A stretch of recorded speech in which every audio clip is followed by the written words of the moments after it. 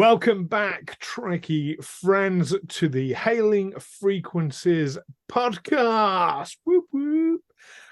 We are here today to talk about the not one but two Lower Decks episodes that have dropped. I am one of your hosts, Stu. And I'm your other host, Alastair. How is it going, Alastair?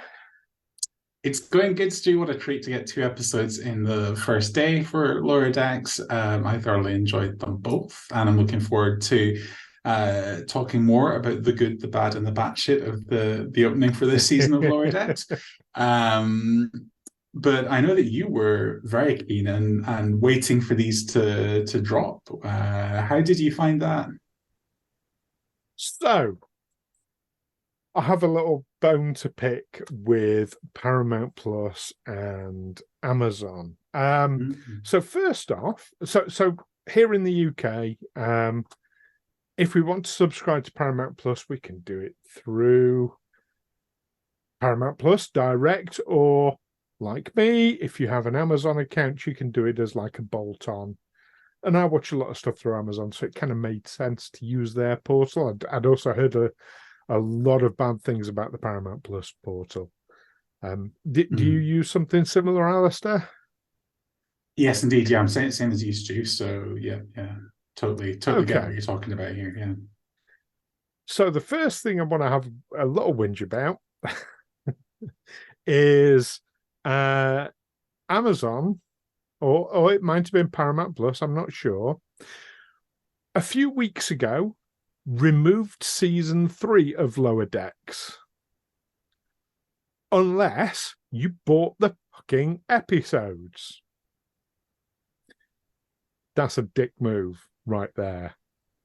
That is an absolute dick move. And for Paramount Plus, who claim to be the home of Star Trek, shame on. I mean, the Prodigy thing is bad enough, but shame on you, Paramount Plus.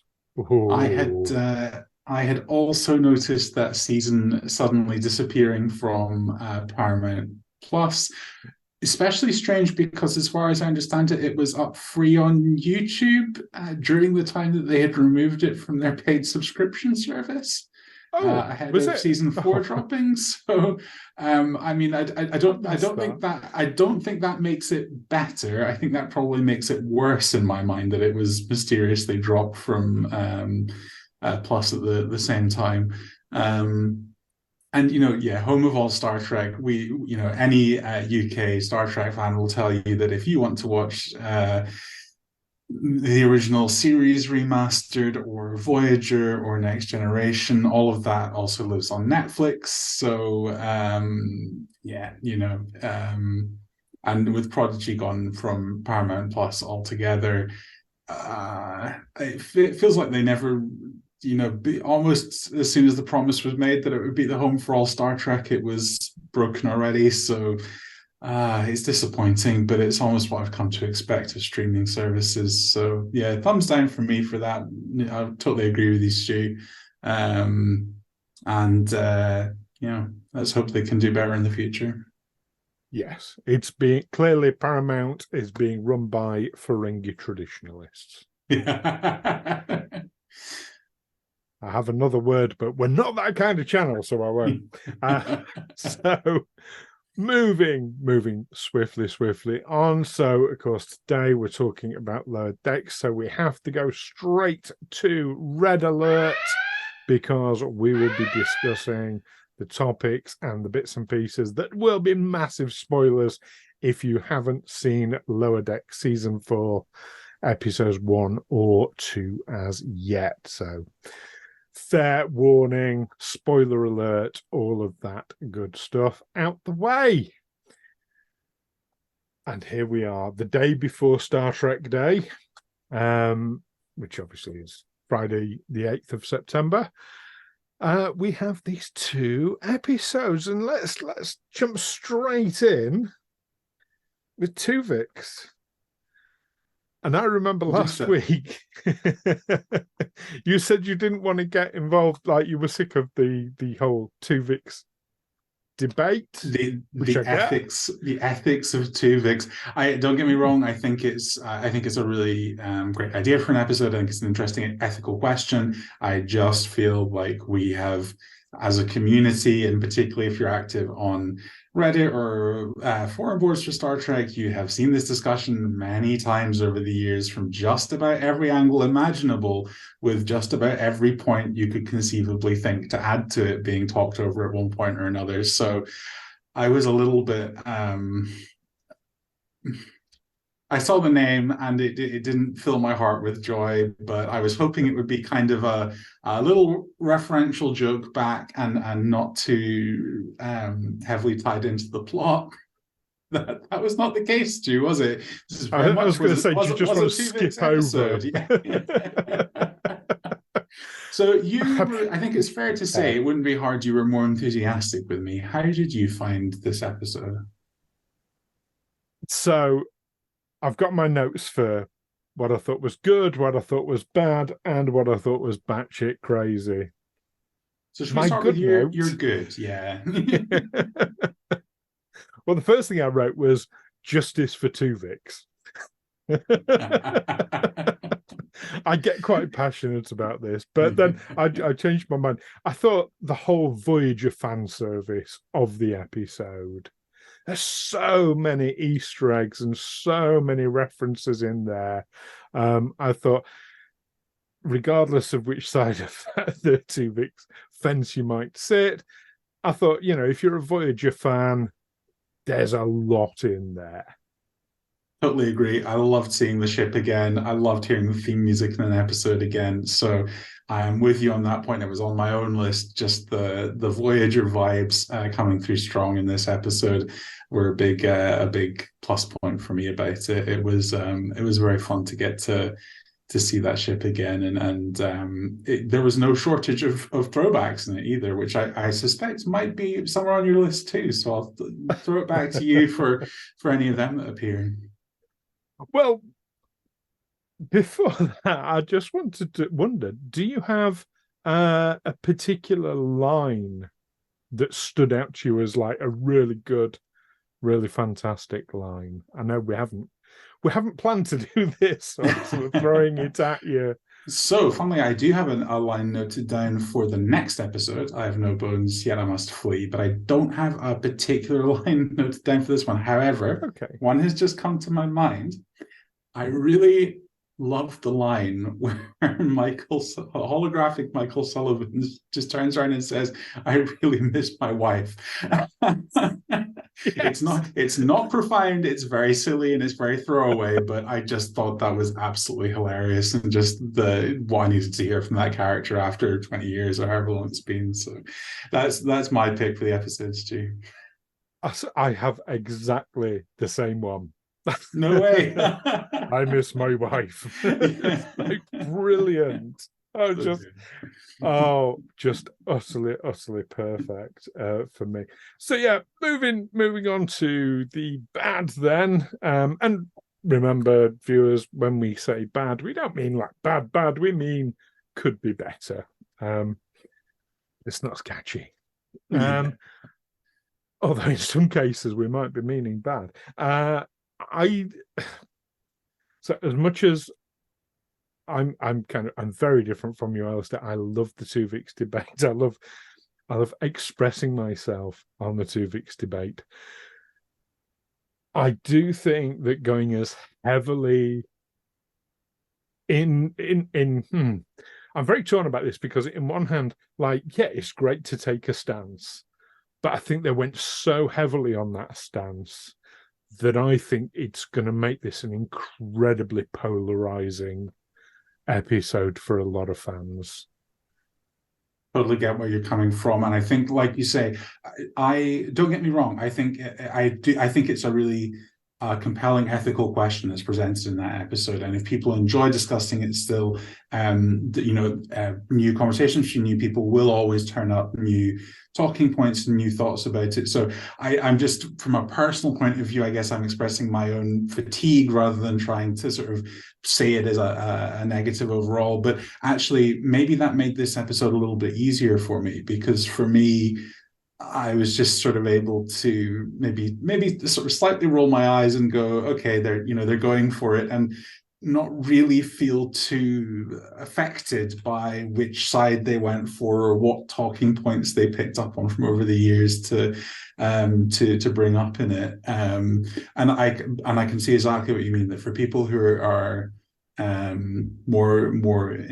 invested and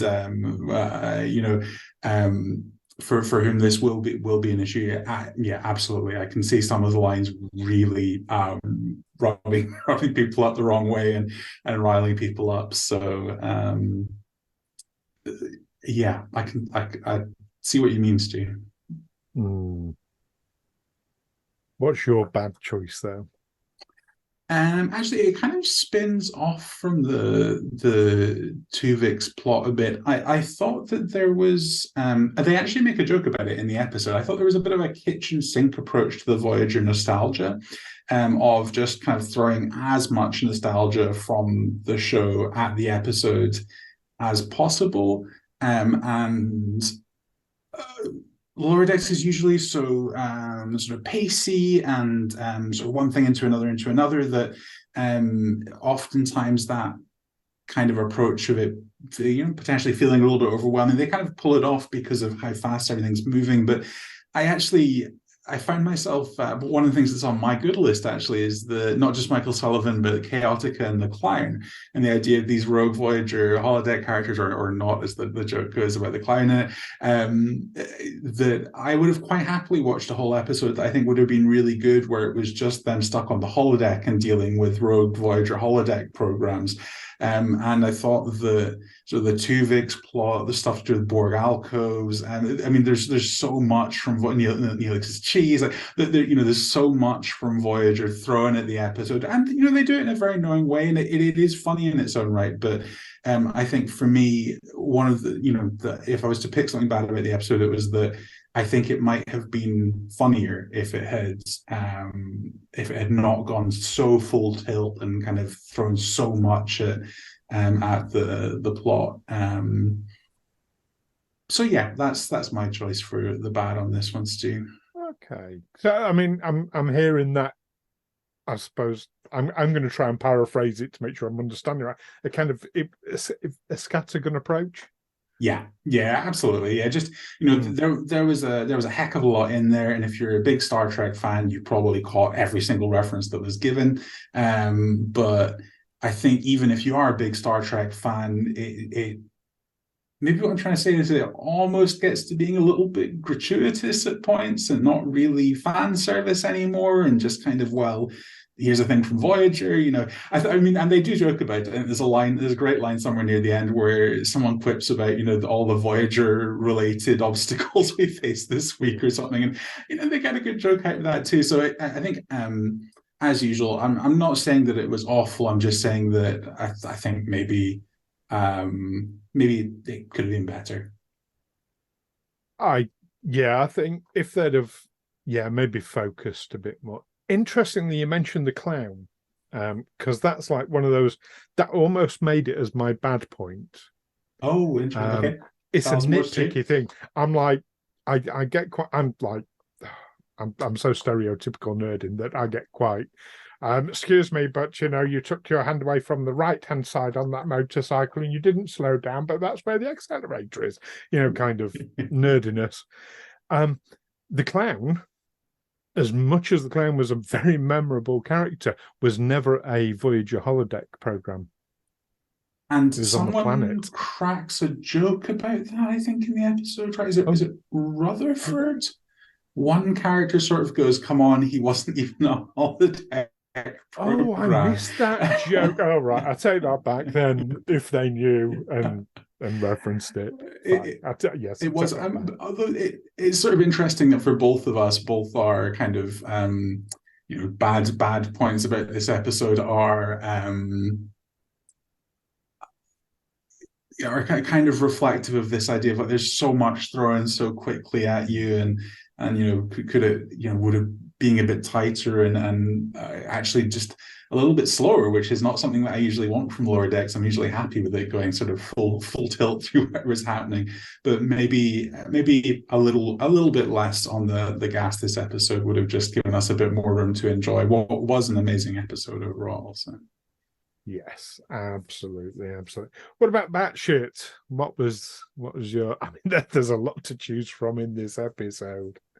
No shortage, and I immediately knew what my batshit point for this was. Oh, the big amalgamated crew mass at the end of the episode when they get like super Tuvixed, which I just find really creepy. So yeah, that was my batshit moment from this one. What about you, Stu? I think you and I must have been subject to our own version of Tuvixing, because I have written down non-sentient blob of meat. Oh yeah. Which was Tendy's was it Tendy's no, it was it was either Tillin's or Tendy's description. Yes. I think it might have been Tillin's. Yeah, and I actually mentioning Tillin, one thing on my good list for this was that I loved seeing Tillin back. I thought this was a great episode for I thought just loads of great, very funny kind of deadpan, almost kind of Daria-esque. Do you remember the show Daria from MTV in the I'm aware of late 90s? Yes. Very, very funny deadpan delivery, and just some great moments for her character. So that made my good list. Great to see Tillin back in this one. Yes, absolutely. And the mysterious threat. Yes. This is worthy of a mention. This is clearly our series arc right here. That craft looks really, really frustratingly familiar to me.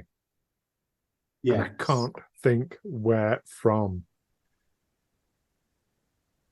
There's just something about it. I mean, the idea of it is a little bit similar to Discovery's second season with the it's more of a suit, isn't it, with the appearance of the Red Angel at various locations and the kind of events happening with that, and the suit was quite bulky. I don't know if that's similar enough to what you're thinking of. I'm trying to think of other things from Star Trek that might fit the bill here, for something similar. Well, it kind of looks like a shuttle in a way. It also looks a bit like a backpack, which is far too big to be a backpack. It is it's ship-sized. Yeah, and I totally take your meaning. I think it's interesting that both of us referenced whether it's the Discovery suit or a backpack, something that's maybe not quite a ship, not quite something as small as a suit or a backpack. And my pitch for this is that I think this is AI threat of some sort. I think this might be the peanut hamper crazy computer that I still haven't looked up the name of from the Daystrom Institute cells making attacks. So that could fit the bill for something that's too small to really be a ship, but a bit bigger than we'd expect from someone in a suit or something like that. So. AI, yeah, I can definitely I can get on board with that. It's my little guess on that one. And quickly before we move on from Tuvix, just a shout out to the huge round of promotions that went out in this, because I was talking up in our previous episode how I need all our crew members to start getting promoted for my dream of a live action Upper Decks spin-off at the end of Lower Decks. So good work, Lower Decks. You're moving up in the world. I'm going to hold my thoughts about the promotions because I mentioned them for my second episode comments. Okay. So I'll hold my thoughts on that for the moment. Anything more that we want to say about Tuvix, whether it's good, bad, batshit, or other? I just think there was so much to choose from. I find it really fascinating that you and I have come at this from such a similar viewpoint Yeah. with our picks. Don't worry, Given viewers. the amount to choose Next time from. we'll compare notes beforehand and take diametrically opposed views and have a good shouting match about something or other. This isn't Aliens Explored. We don't need to do that. If any of our listeners are wondering what I'm talking about there, I'm one of the co-hosts of a successful UFO podcast called Aliens Explored. Go check it out. There's a lot of arguing and bickering. That was great fun. Non-paid promotion. I wholly endorse this podcast. So, yeah, episode 2 then. This was one of your favorite titles, as I recall. Yeah, I have no bones, yet I must flee. Sadly, your guess of a Bones McCoy reference or appearance or anything did not come to pass. I like that idea. However, we were in for much more literal Bones connotations in the end with this one. Indeed, but I must offer a correction because I thought the creature's name was Mimsy. It's not, it's Moopsy. I also so I had misheard from the trailer. I was in the same boat as Stu, so yeah. Yeah, which is clearly a Pokemon. Feels very Pokemon inspired, yeah. Yeah. So good point for I have no bones yet I must flee. What you got?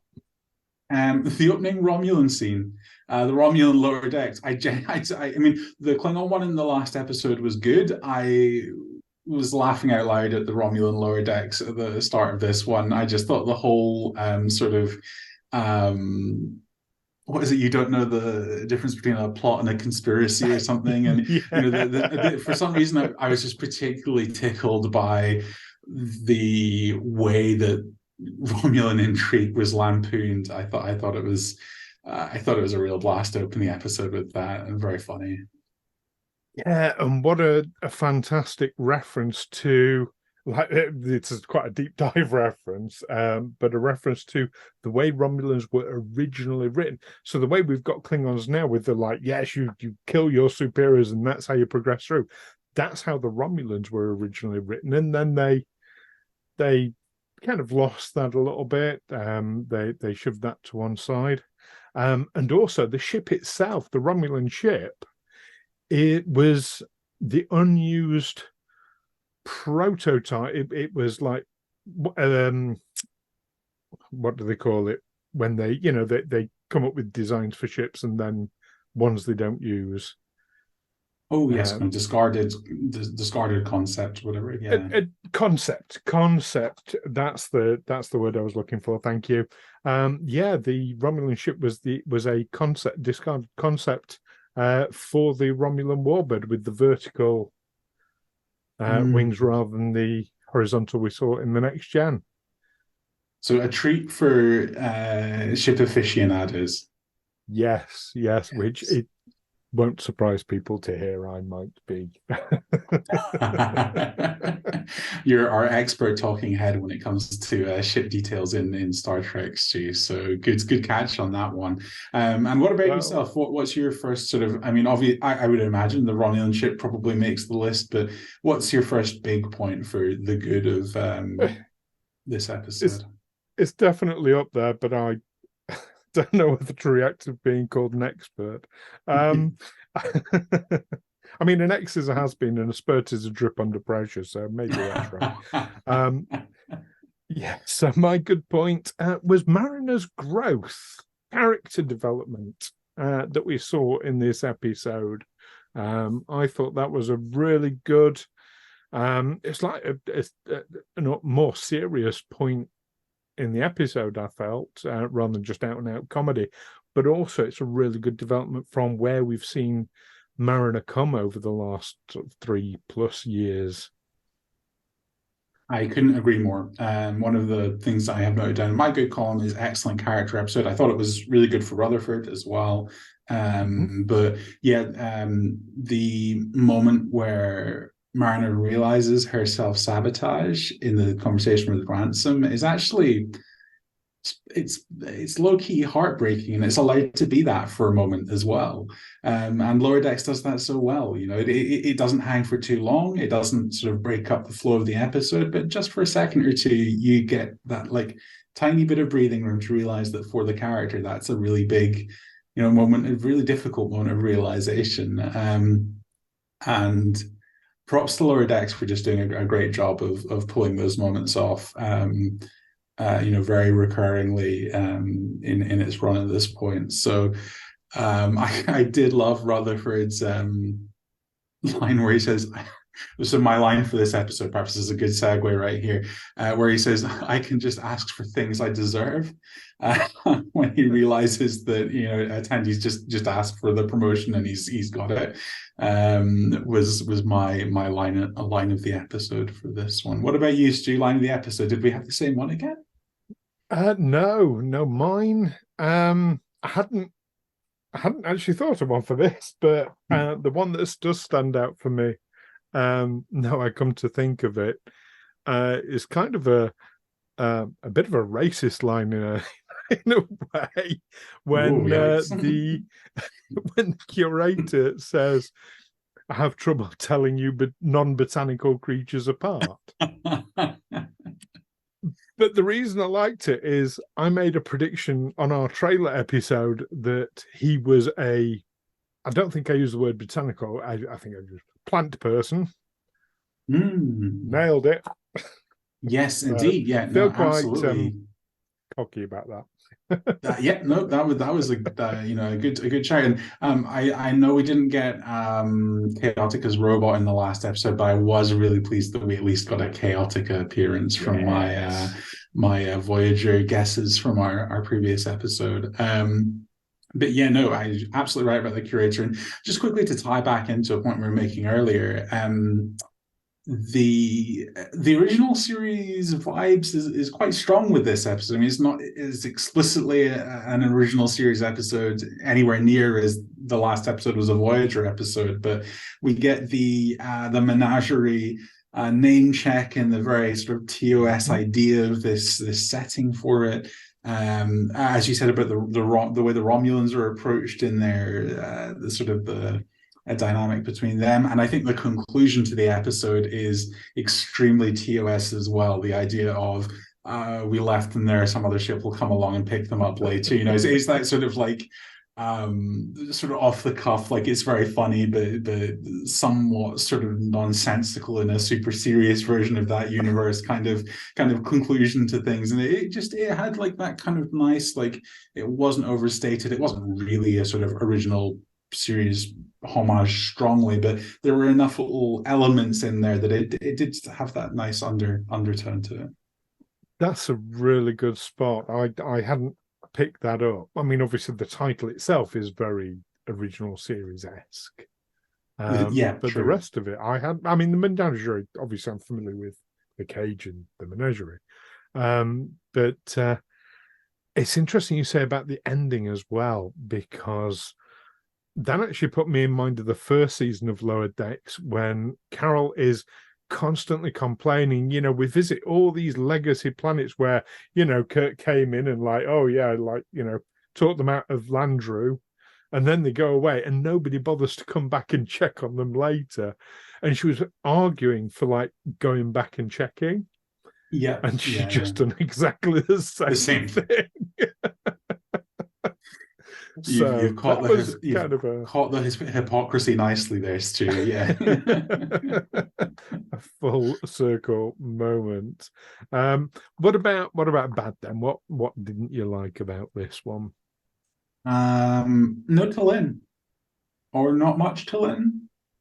Okay. I think possibly just absent from the episode. I would be quite happy to see T'Lyn be a week in, week out character at this point.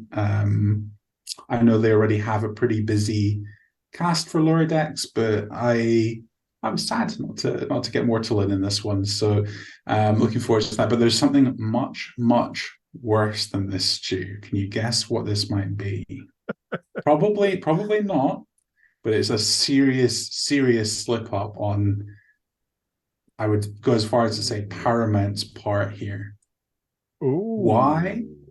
Why Ooh. was there no Go on. Moopsy plushie immediately available in the Star Trek store for us to buy as soon as this episode aired?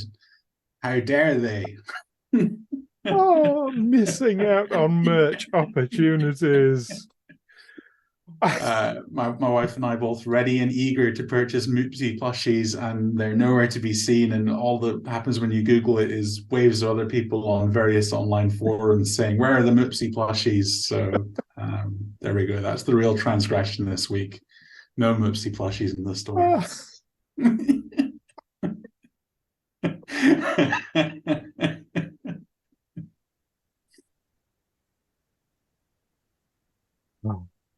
Right, I've got to bring it right down now after that. I reckon you might have a more intellectually significant bad point this week, Stu. What do we have? I wouldn't say intellectual, but countering what you said earlier in a way, the promotions. Okay, Bringing them away from ensigns. I know that they had this big scene. It's like, oh, but you know, Lieutenant Junior Greys, we're still lower decks. No, they're not. That's the point. Ensigns are lower decks. Crewmen are lower decks. Lieutenants, all right, Lieutenant Junior Greys, but still lieutenants or lieutenants if you prefer, if you're British.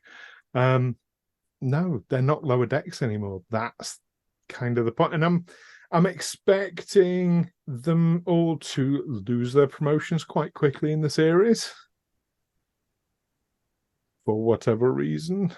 I might even be angry if they took Mariners away from her, given her plot line with not trusting Ransom to keep her promotion and putting her through the ringer on that in this episode. To have a comical "hoo you messed up, now that promotion's gone" a couple of episodes down the line, I think I would I would be most upset. So I really hope they don't take their promotions away. But I can appreciate what you're saying in terms of the technicalities of the situation are simply that they are not lower decks at this point, however they might view themselves. So I hear what you're saying. I mean, I've always been a bit not twitchy. It's not a big thing for me, but I've always felt there's been a heavier focus on the bridge crew than I would have liked, given it's a series about the lower deckers. But you can forgive quite a lot. But yeah, this feels like it's just moving away from. But I hear exactly what you're saying as well, and in terms of character development and progression and things like that, yeah, I don't disagree. But yeah. Is Lower Decks the right name for it anymore? Well, and I think this is part of it, isn't it? It is because this round of promotions really sort of feels like it is maybe laying the groundwork for the series to end with them potentially moving really quite high up the chain, and it's a fascinating thought, right? Like it's a very different ending to the show between somehow they all get busted back down to ensign and return to being lower deckers, and it's somehow a celebration of that at the end of the show, versus they realize the aspirations of the first season as lower deckers and wind up progressing, that being realized through a progression up the ranks. So who knows where they're leading us with it. I totally hear, I hear what your sort of misgivings about it, and it has been interesting. I sort of feel that they've swung even to even more of an embrace of focusing on bridge crew and other personnel aboard the ship and stuff as the show's gone on as well. So definitely take your point. Maybe this is our series arc discussing that aspect of it. One way or another, we've definitely not seen the end of it yet, have we? So yeah, I guess we'll be back on that at some point. Yeah. Definitely. So I was about to say bullshit moment because I've written BS. So the old Look, the Freudian annotation of not being happy about the promotions. Yeah. oh, my psychology exam.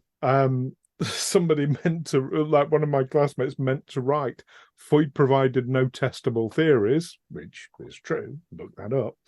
He wrote, Freud provided no testicle theories. Which I thought was just it's almost deserving of extra justice. marks, really, isn't it? You know, don't don't punish them for that. So, Okay, yes. so Speaking batshit. of batshit. Yeah.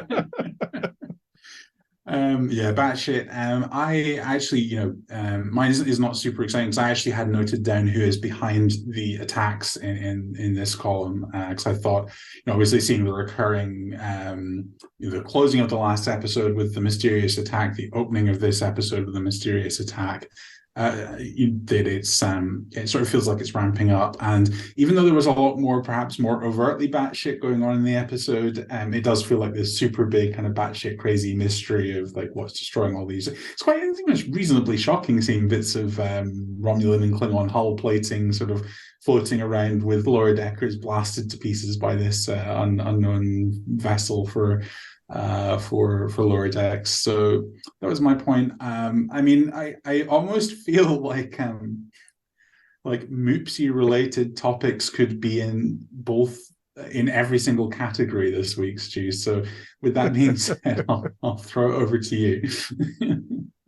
I get where you're coming from with that ship, and the fact it one-shotted those ships as well. Yeah. I'm not talking about minor ships; they're pretty heavy duty. So yeah. My batshit, I've just written Moopsy. I think it's probably the right answer this week, really, actually. Yeah.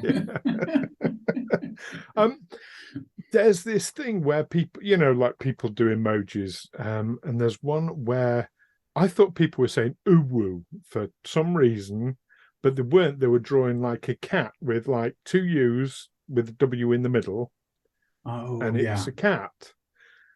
And that's what Moopsy looks like. Very true. Yeah. So yeah, it took me a long time to realize people were like drawing a face of a cat with letters. I'm not the fastest on the planet. And now you can always imagine them drawing a Moopsy and carry It's it on. definitely a Moopsy now. I mean, what a creature. I want to know what planet it comes from. I want to know like how it evolved. Like, is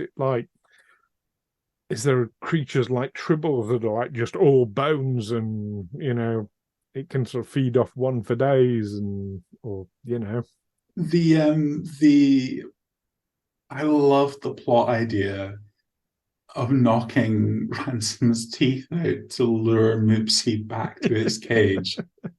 But that was great. Yeah, I would I would love to know. I would love to see more, whether it's that particular Moopsy, other Moopsies.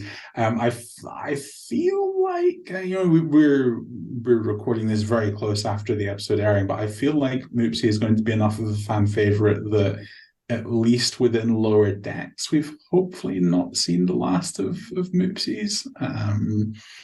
Fingers crossed. I think so. I think so.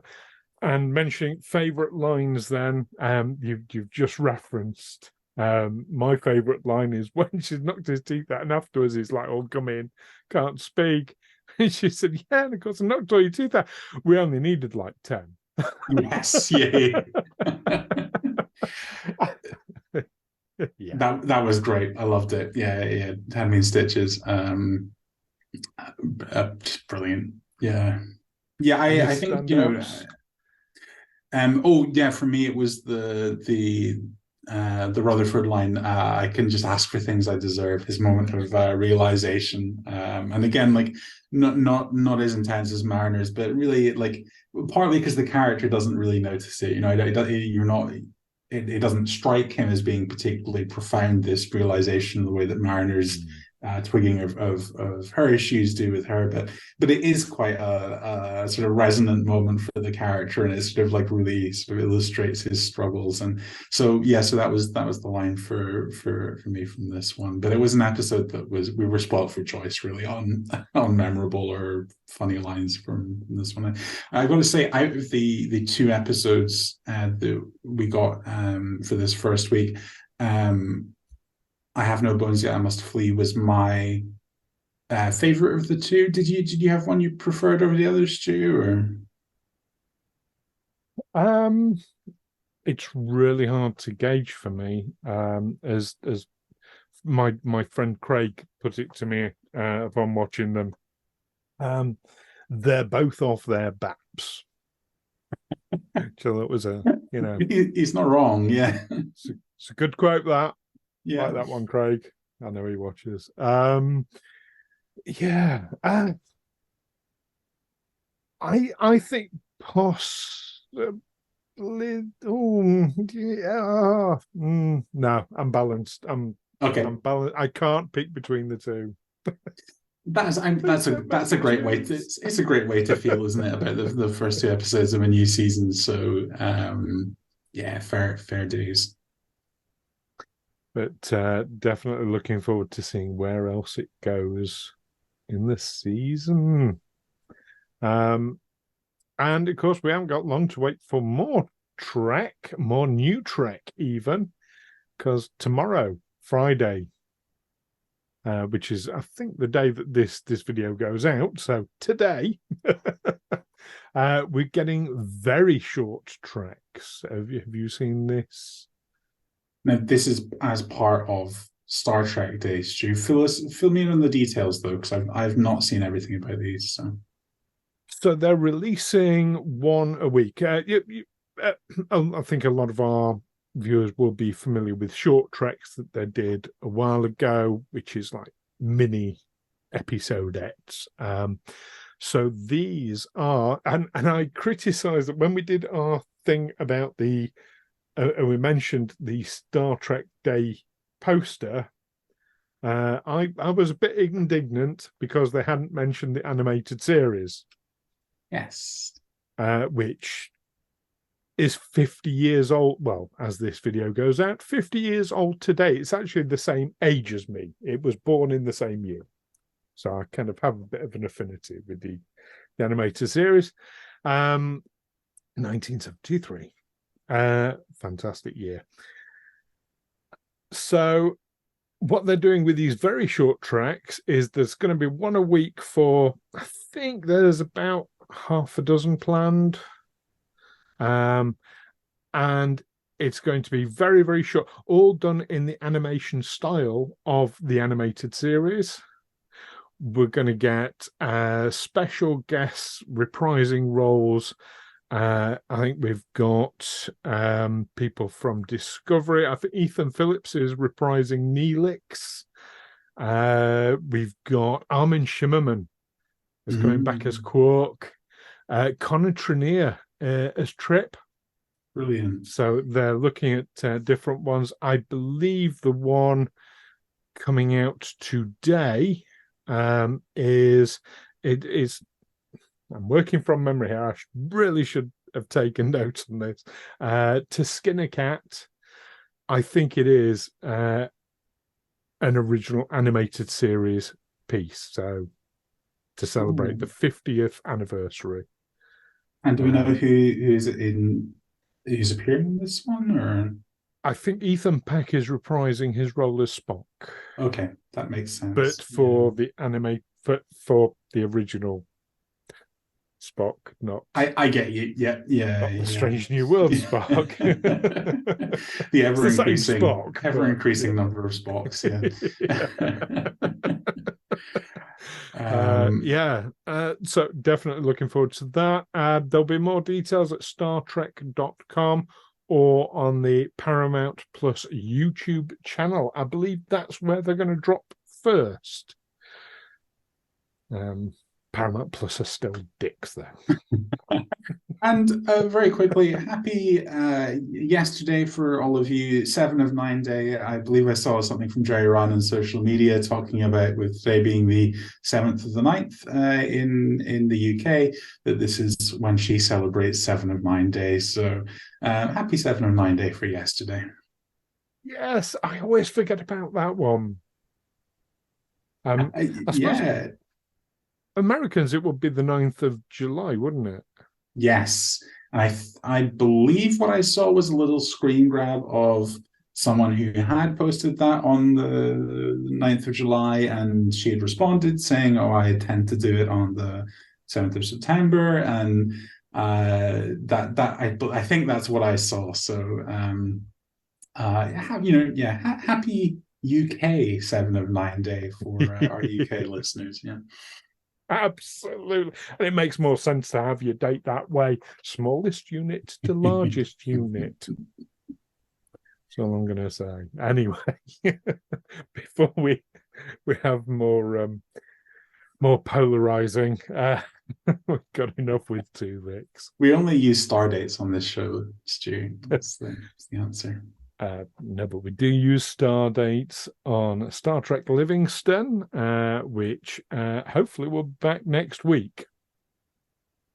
We're hoping. It's all down to people's availability. And we have faith of the heart that it will be back next week. Well, it has been a long road getting from here to there. It certainly has. Yeah. Oh. Time to call it night, I say. Very hot here in the UK. Well, it's hot here in England. Is it hot there in Scotland? It actually is, and that tells you that it really is hot, you know. When it's hot north of the wall, you know that there's something going on. Yeah. Has it gone into double digits?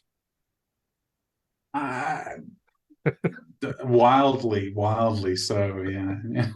I think we were about 26 degrees or something around here. It's yes, way too much. Yeah. Yes, and still people taking the dogs for walks. Don't take your dog for a walk in the high heat. Anyway, look after your dogs. Yeah. Yes. Ice in their water bowls. Same with cats. Ice in their water bowls. Right. Anyway, this is me signing off. So until next week, when we'll be reviewing episode 3 of Lower Decks. Peace and long life. Live long and prosper.